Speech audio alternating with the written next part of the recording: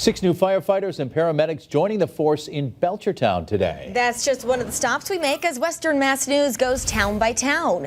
Through a grant from FEMA, the Belchertown Fire Department was able to add 6 new recruits to the squad.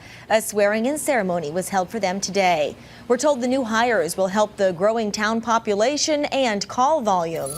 Now to Holyoke, where Girls Incorporated received $1 million in funding, which they'll use towards purchasing and renovating a new permanent headquarters and program space that will ensure more than 1,000 girls from Holyoke, Springfield, and Chicopee have access to educational resources.